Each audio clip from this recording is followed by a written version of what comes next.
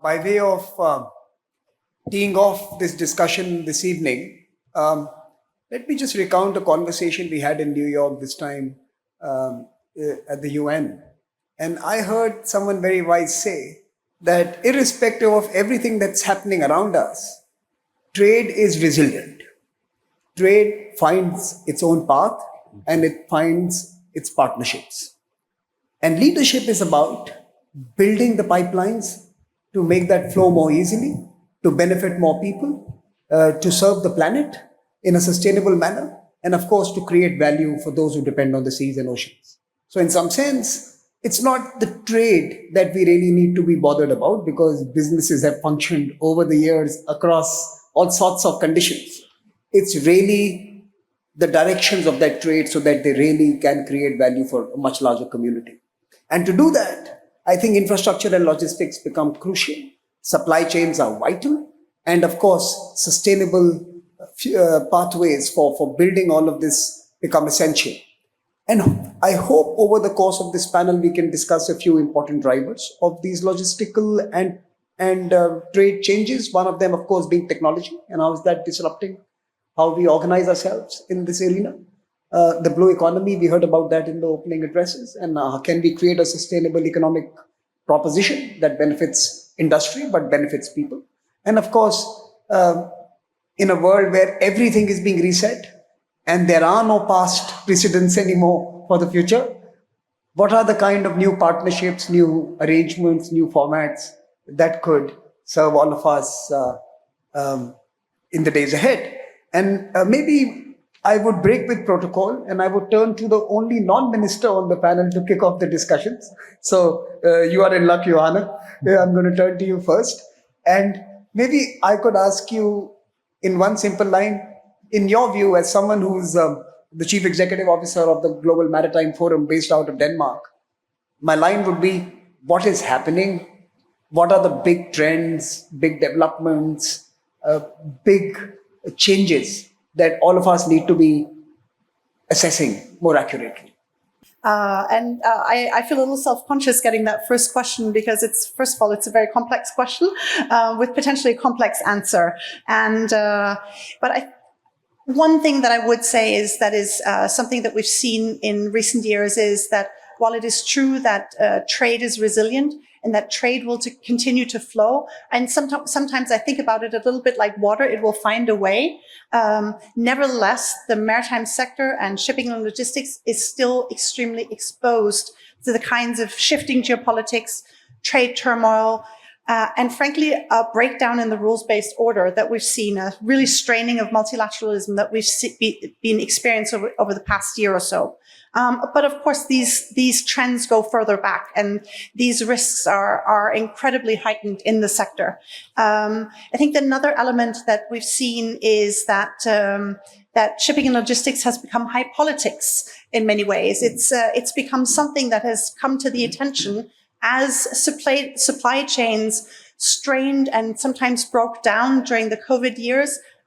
More and more nations are looking to seaborne trade as a critical lifeline, and one that they don't want to leave up to the whims of others. And thus there's a greater degree of investment and focus on how to become self-reliant, and that has, frankly, the maritime sector, shipping in particular, is highly entrepreneurial. It's has a high risk tolerance. It has movable assets, which can easily shift to meet changing needs. But where I worry is very much more on the land-based side of things, on the infrastructure needs that need to be met, and that those are moving with the times. And that's evident here in India as well. India, as I think, these days, the world's fourth largest economy, and which has, I think, where the Indian government has done a tremendous job of outlining where the future is, but has its infrastructure, especially its maritime infrastructure, actually kept up with the growth in the economy. And I hope that it will in future, because that's really an area where we see a tremendous need for development to keep up with the pace of change that we're seeing in global economies, that the infrastructure on land, that kind of follows suit. So I'm going to come back to you on this particular point, and I specifically when we think about certain parts of the world, like say the African continent.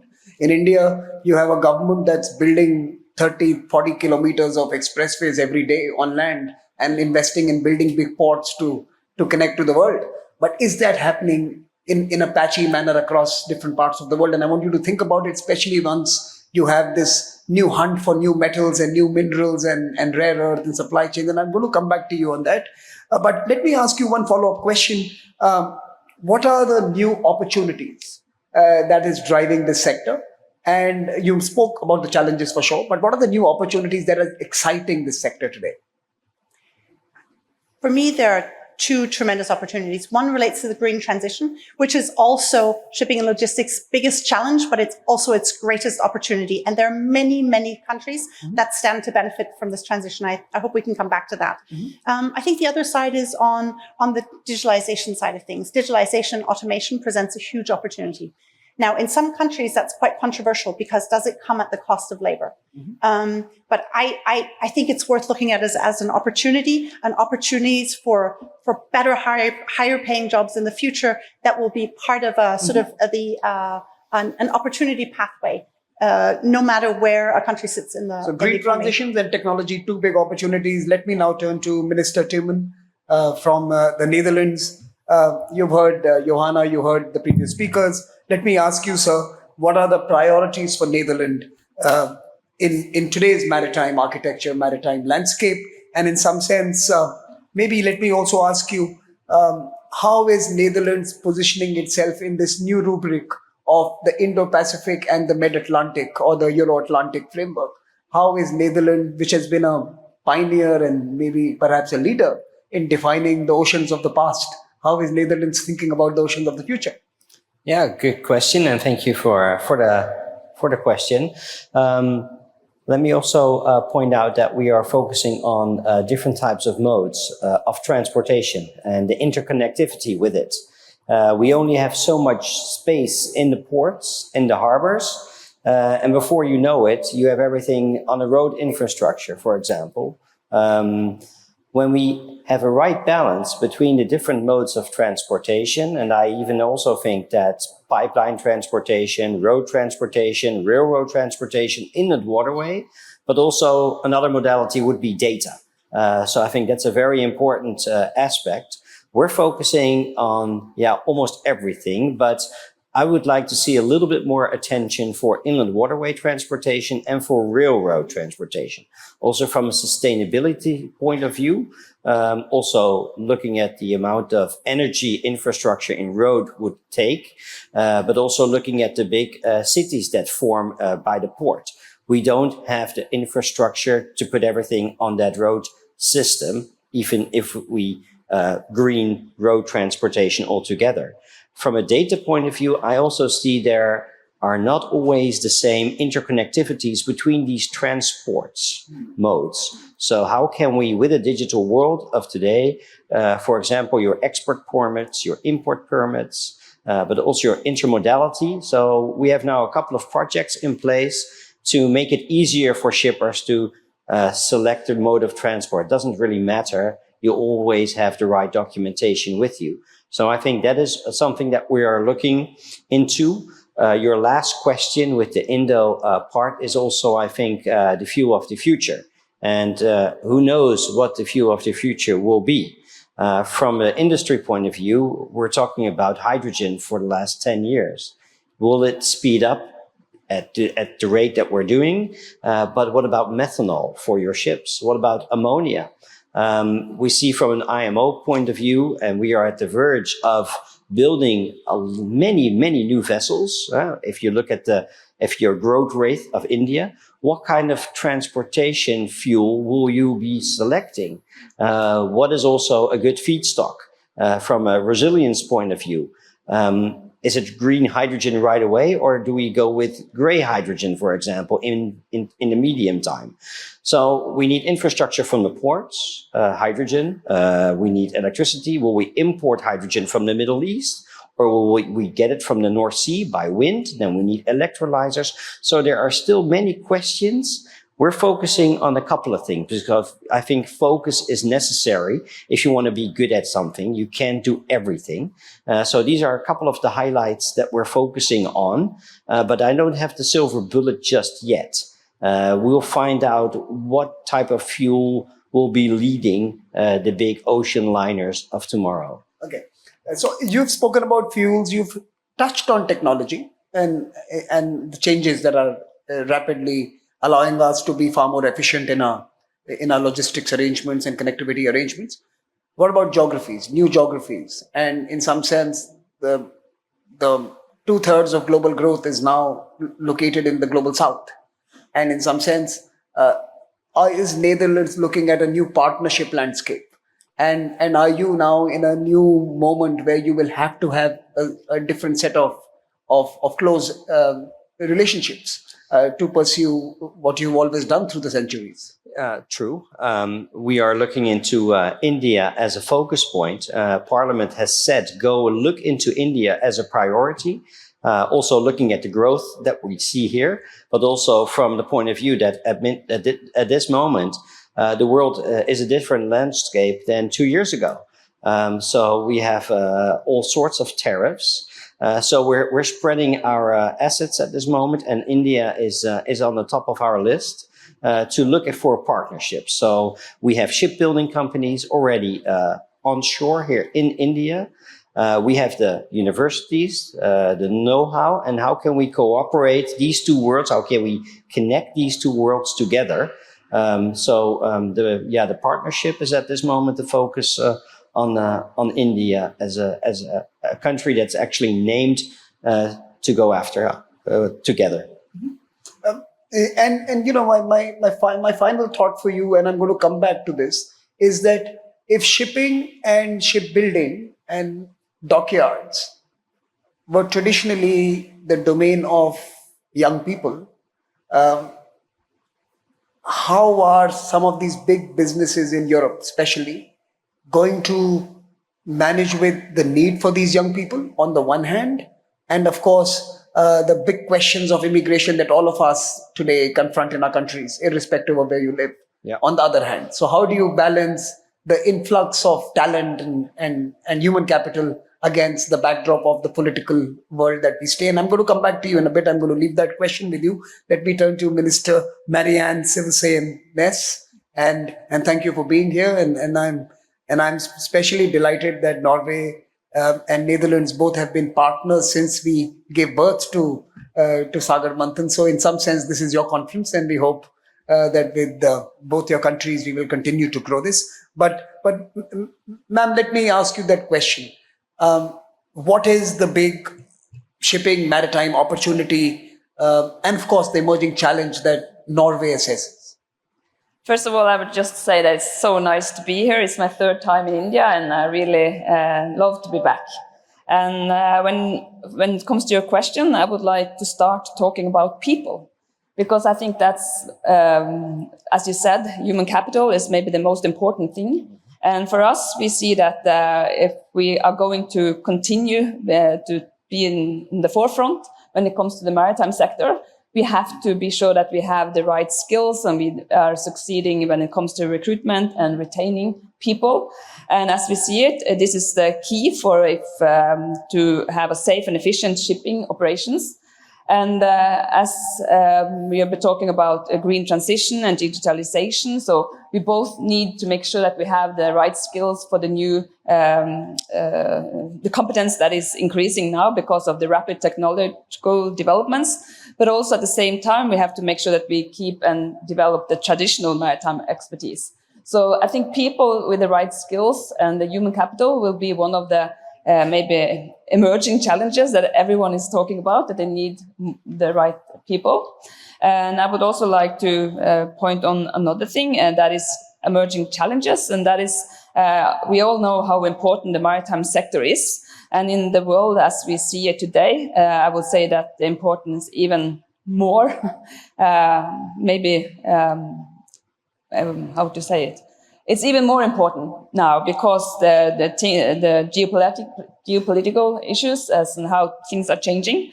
So we have to make sure that we are aware of the threats that are in front of us, like sabotage, espionage, cyber attacks. That is also one of the things that we have to make sure. So from the Norwegian government, we have implemented several regulatory and operational measures to make sure that we are prepared for new challenges, I would say, and new threats. And also how to make sure that we have more maritime surveillance and oversight, and secure the port security has to be strengthened, and also when it comes to cyber security. So there are challenging times, and we have to make sure that we are prepared for both the needs when it comes to competence, but also the threats and the security aspects. And of course, being ready for the green transition and digitalisation to succeed there. I think Norway has done a yeoman job for the world in its peace building efforts in different parts of the world. I think now it's time for building peace on the seas. And in some sense, it's with non-state and many other threats that are emerging. So, and that's just a thought that perhaps we need to think about peace on the seas as a project for the future. And how do we build that? But Minister, we also heard from Johanna very briefly, and I'm going to come back to her in this next round. But from you especially, because Norway has been a champion of sustainability, climate, and a blue economy from years ago. I remember when we hosted the Raisina Dialogue in 2018, we had your Prime Minister who spoke about this and created a partnership between Norway and India on oceans. How is climate and the real changes we are witnessing already, and of course, the much wider ecological the system that is being stressed today, going to be factored into, what is going to be perhaps one of the most explosive growth stages in Asia, Africa, and many parts of the world? Yeah. Climate change, I think that's something most of us already feel, and we can see it both here in Mumbai and also in the high north where I live in Hammerfest. It's almost as far you can come, and we can see climate change, how this impacts our lives. So, of course, we have to be ambitious, and for the Norwegian government, we have ambitions that we have to cut emissions from domestic shipping and fisheries in half by 2030 compared to 2005. And in Norway, when it comes to the climate policy, it is the polluter pays principles. That is how we manage our climate policy. And to make sure that we can work together with the industry and the organizations, we have in December 2024 established what we call the Maritime Climate Partnership. That is the industry organizations in shipping and fisheries are together with the government, have a platform for dialogue where we can both identify the barriers, but also the solutions. So I believe in working together, setting targets, but also work together with the organization in the industry to see how we together can manage to reach our goals. And also, of course, for Norway, it was, I have to say, disappointed when the IMO Net Zero framework didn't go through. It's paused for a year, and we will continue to work through and support a stricter international regulation, because I believe that we have to work together across borders, across nations, to make sure that we build a global market for low and zero emission solutions. Because without a global market, I think it's going to be hard for one country to succeed by itself. So, and also for the industry, it's much more harder to make sure that they plan investments, because there is no global or international regulation that is supporting this. So I think this is slowing down the pace as we see it, the green transition. So hopefully this is just a pause for a year, and we will work through these international regulations through the IMO Net Zero framework to make it more clarity. Yeah. So in a year there will be on track again. Norway is one of the countries India has recently entered into a free trade agreement with. If that's the right term, but I think that's the fashionable term to use. But we have a trade agreement now with Norway. We are hoping that there'll be billions of dollars of additional flows resulting from it. Who's going to carry those flows? Where are the ships? Are you investing in building the ships of the future? because you heard the Joint Secretary speak about the ambition of building up our fleet. So maybe your thoughts on that. Yes, first of all, I'm very happy for the free trade agreement. And I think there'll be a lot of opportunities when it comes to trade between India and Norway. And when it comes to shipping, I think today, as we speak, there are 14 ships that is being built in India from Norwegian ship owners. And I think it's also 14. Okay. Yes, I think it's about 10% actually of the ships being built abroad at the moment. So, and I know there are a lot of interest to look into how we can develop this collaboration. That's good. That's great news. So, because I think port-led growth, and I think the shipping sector could be really the big economic transformations that we witness in India in the coming days. But I'm going to come back to you, Minister. But let me turn to Minister Karunathilaka from Sri Lanka, probably a country that sits in the most strategic location of current and future growth of global trade. And your importance as a hub, both transit as well as transshipment, really positions you as a very important actor in this region. And maybe how is your government and how does Sri Lanka look at the broader maritime sector to transform its economy in the future? Yeah, thank you. First of all, let me say that Sri Lanka is very happy to be a part of this Sagarabandhan 2025. As you said, that Sri Lanka is strategically located along with the main east-west maritime routes. It's a trade route in the Indo-Pacific maritime line. So we want to capitalize this geographical advantage. So basically, we know in our focus is mainly at the moment is to enhance the capacity of our ports, especially in using the capacity and the efficiency. For that, we need the automation and also especially better cargo management and so on.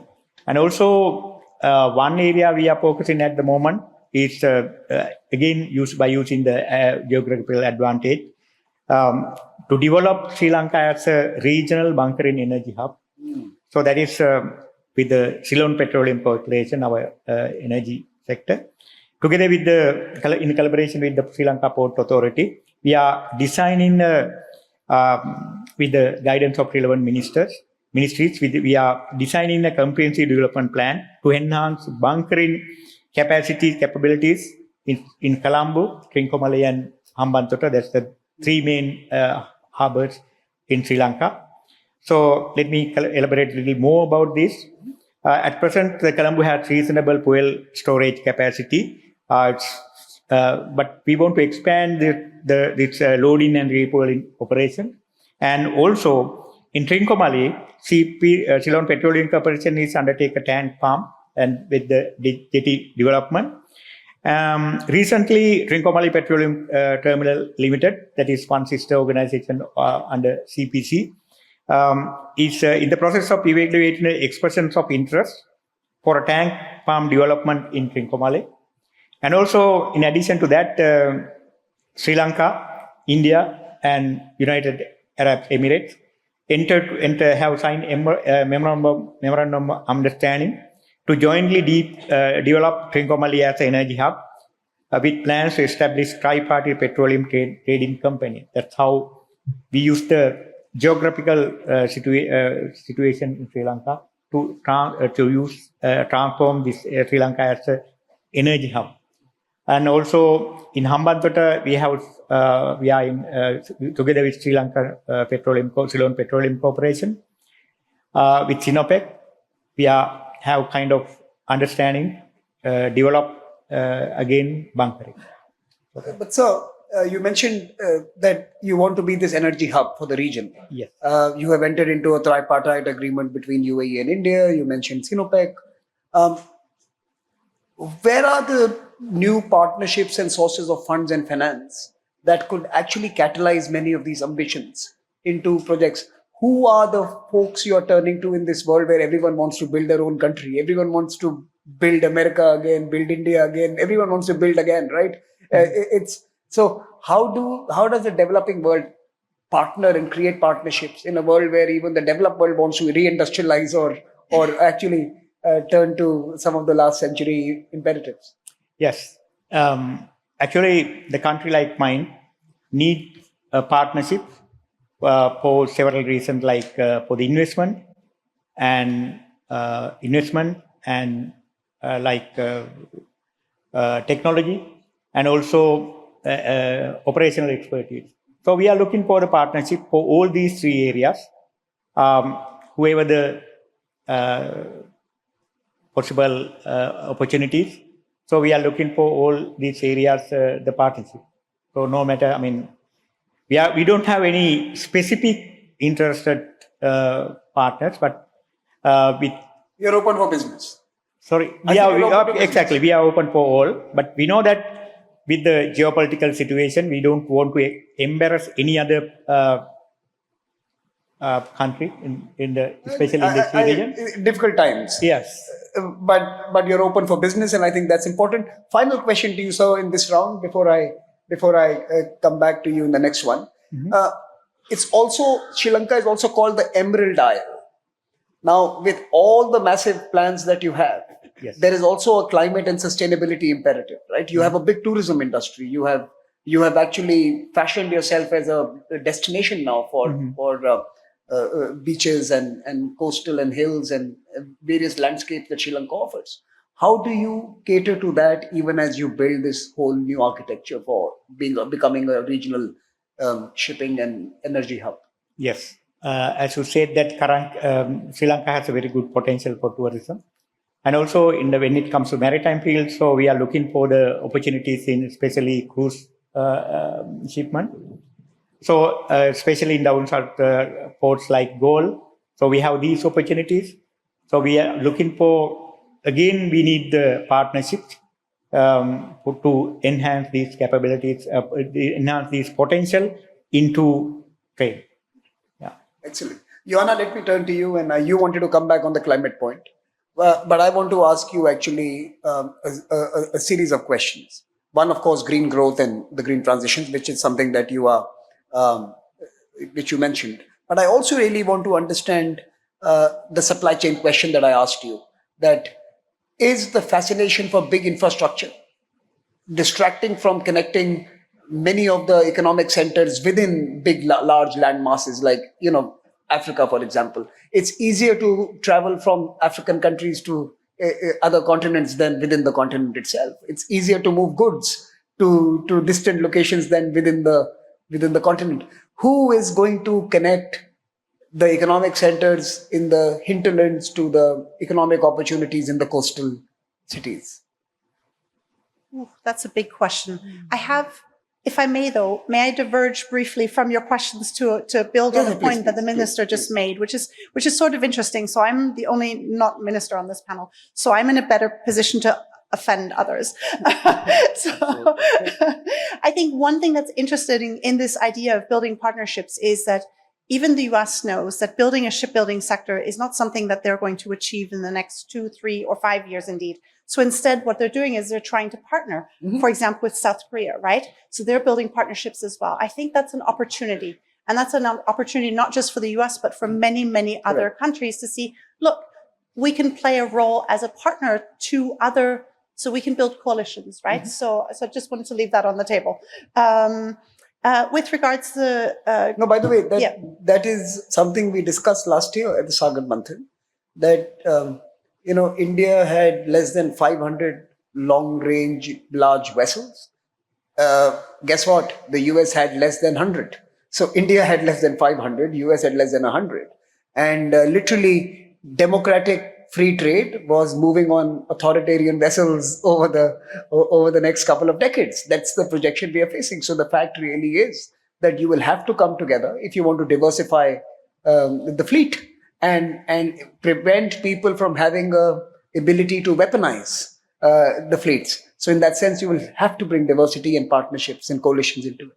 Exactly. And so these coalitions, I think they are not just for shipbuilding, but they're also useful for the green transition. Now, the question you asked me before that's a really hard one. How do you connect it to the hinterland, and how do you make those opportunities accessible for others? Maybe one specific example that comes to mind is that that is actually something that the minister from the Netherlands mentioned, is that the inland waterways are a tremendous opportunity. And last week I had the privilege to be in Antwerp. We hosted an event there ourselves, the Global Maritime Forum's annual summit. But there was also a locally hosted event by two Belgian shipping company or maritime companies, the Port of Antwerp and a shipping company there. And it was focused on Africa. And one of the things that they looked at was this exact question. And they focused on the role of the inland waterways. And they brought specific examples. For example, how the port of Cotonou had developed as sort of a significant trade hub in Western Africa, and that the way it had developed was, amongst other things, because it was not only developing its routes to further to the south and to the north, but rather looking at how can it connect the coastal area along West Africa as well as to inland waterways. So it really looking at it holistically and seeing how can we tie investments that bring goods to the north and to the south, connected to big markets in Southern Africa as well as to Europe. It actually also looked at how can we develop our domestic shipping. And so I found that quite attractive. And there are several Belgian shipping companies that were investing in that specifically, right? So that's quite an interesting example that that's possible. Okay. On the green transitions part, your favorite theme? Yes, my favorite topic, because that's something we work on a lot. Also an imperative for the sector, Correct. frankly. So there we go. So I share the disappointment around the deferral of the delay of the decision at the International Maritime Organization 2 weeks ago. But I do see at our own event last week and discussions that we have with many leaders in the sector, the commitment to an international framework remains strong. The commitment amongst first movers is completely steadfast. They are committed to the cause, right? They're committed to this transition and they can see the opportunities. What I would hope that would also, especially those in the room here today, see is the opportunity that this entails. And in fact, it's connected to the point that you made just before. We are going to see tremendous investment into countries across, for example, the African continent. We're seeing it already now. From Morocco in the north to Namibia in the south, the green transition for shipping, but for other heavy industrial sectors, is a huge opportunity for many, many countries around the world to be able to become become energy exporters, and as such become hubs for the export of energy. That also means connecting infrastructure inland to the seaborne infrastructure and to seaborne trade. So I think there's a really nice way of thinking about these opportunities going hand in hand. So not just energy transition, but economic development going hand in hand. You know, you seem to be hosting a very exciting conference, and I think we need a Sagar Banthan and your conference connectivity as well. We should be having some fun together. But let me now acknowledge the Minister of Shipping here. He's just joined us this evening. Welcome, sir. We are going to have another 15 to 20 minutes of conversations, and then going to request you. So as we move to the next round, I had left certain. I can see you had a couple of interventions you want to make, but I also had a question for you to come back to. So maybe we'll start with you, Minister Tieman. Yes. Shall I start with the intervention or with the question you left me with? From the IMO point of view, it's good that we come from a level playing field. So it's a postponement, but let's stick together on this, on that route. Otherwise, we at this moment have the CO2 emissions for shipping is approximately 2% of the global emissions, but it will increase to two-digit numbers if we don't act on anything. And so that's when the methanol, the ammonia, all types of alternative fuels would come in. But let's stick together on this, and I'm sure we're going to sort things out. The second is the question that you left me with is from the human capital point of view, the recruitment. And that's where we see, for example, I think one of the largest shipping and transport colleges that we have in the hometown of Rotterdam, and I'm a marine officer by trade. What we see now is that we have only 50% of the students versus 4 years ago. So there's a decline. And we also see that we're still looking into a lower education, a middle education, and a higher education. I think that is a history that's no longer applicable now. Perhaps we should look at a skills passport instead of a completed diploma, that we have certain skills where if you're not fluent in a certain language, but you do have the skills, you can still have that passport, so that employers look at you from what type of skills do you have versus what type of completed diploma do you have.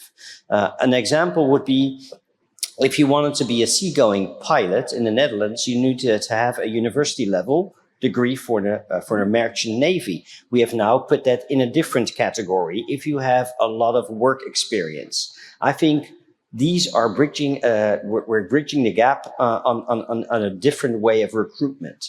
And I also believe that with just a seminar or how exciting the merchant navy is or the industry jobs are, I don't think it's going to cut it anymore. We need to focus on the jobs that we need as a society. For example, if you want to have a grant, so that means money from a government for a certain education, then certain education variants are limited in the amount. We need people in the hospital. We need people building ships. We need people working on the IT, the information technology. Why won't we focus a little bit more on that? With also our grants. And I'm not saying that somebody who would be an artist can be a technician, but you have a lot of people in between that are saying, do I want to be a social media influencer or am I going to be a technician? And I think we need to push that technician a little bit more. No, I think you have to rebrand the technician now. I think you've made being a social media influencer, for the want of a better word, more sexy than being a technician. That's right. We have to rebrand building a ship in a manner that attracts young people, right? So I think there's also a little bit of laziness in the industry in reaching out to a new constituency of young people. But our Honorable Prime Minister, Honorable Minister sitting here have been talking about building a global workforce out of India. So is that India-Netherlands partnership possibility to actually train the ship, the fleets for the future, or the technicians for the future, or the dock workers and yard workers for the future? No, absolutely. Perhaps an example also would be, I was at Airbus in Toulouse, France, 2 weeks ago. Young professionals are being drawn to Toulouse and can have a certificate within 1 or 2 or 3 years. Airbus certified mechanics, you have a job for life. Why don't we do that a little bit more? Attract people towards these businesses when we build ships, for example, or the maritime cluster here in India, that we also have a university eco cluster, and that we get people towards that, make it sexier, if that's the right word, but make it a bigger brand. But it goes 2 ways. We have at this moment a shortage in staff, but we do have the expertise for certain things. So how can we bring these worlds together? I think that would be the next step. Excellent. Minister Næss. And I just want to add to that we also have to make sure that we are looking at both genders when it comes to recruitment, because as it is by now, for Norway, for instance, we are quite good overall when it comes to the gender equality, etc. But when it comes to the maritime sector, I think there's only 11% that are women in the maritime sector. So we have a huge job to do when it comes to make sure that the women can both be recruited and also have working conditions that are fit for them, free for harassments and So that's also why one of the reasons why the Norwegian government has a strategy that we are working together with the industry to make sure that we have our targets and we have these things we are doing, like role models, like the environment, equipment, etc. It has to be fitted for women as well. And we're also having annual meetings to make sure that we also are having some kind of development, that we are going the way forward together. So that is one thing. So I think it's very important. Also, it's what you said about thinking different when it comes to education, to make sure that you can go the smallest steps. You don't have to go all the way before you are qualified, but you can do certifications and qualify step by step. I think that is also something we have to look more into.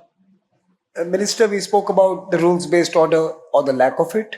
We spoke about the geopolitical turmoil and a complete revamping of the global partnership landscape? In your view, and this is the leading question, okay? In your view, which countries are most aligned to your priorities for the future? Norway is always looking for other maritime nations to collaborate with, and we are always, looking for. At the moment, India is a very interesting There you go. country. So, of course, but we have bilateral agreements. We have maritime cooperation agreements. We have MOUs and free trade agreements, as we have between Norway and India, and we will continue to seek collaboration, both nation to nation, but also company to company, industry to industry, to make sure that we reach our targets. Thank you. Jana, you wanted to come in very quickly with I wanted something. to come very briefly. Actually, the minister made my point for me, but maybe what I could add to this of bringing more women into the sector is that one of the things that I've found so encouraging about the Vision 47 that was developed here by the ministry is that it actually included targets for women seafarers and attracting more women to the sector. So perhaps there's a partnership possibility there between India and Norway as well. Excellent. Minister, final thoughts with you on this panel. Especially my question would be on how do we connect the region more deeply? Yeah, of course. Nowadays, especially maritime and trade and logistics it's a collaboration rather than competition. So therefore, we have to move with the rapid development in the region, especially India. This is maritime sector is rapidly developed. So we to go with this movement. So we have to enhance our capacities in our port. So for that we are looking for the partnership, as I said, like technology, management and operational expertise especially. So we are looking for to move forward with this rapid movement in the region. Yeah. Thank you very much. I think that brings us to the end of this session. I'm going to turn it to my colleague Anusha, but let me just think of the 4 or 5 words that were used often. One was climate and sustainability, and I think that's a focus. Second was skilling, education and workforce. I think again a big area. Third was automation and technology and AI and disruptive opportunities that are emerging. That was used often. Collaborations, partnerships, and being open to business was again something we heard through the panel. But most importantly, I think what we heard today was that in spite of all that is happening around us, there's an opportunity like never before to connect more deeply, to connect with greater purpose, and to help lift many folks with many aspirations around the world. Please join me in applauding this wonderful panel for their interventions this evening. And Anusha, can I turn to you to lead us for the rest of this evening?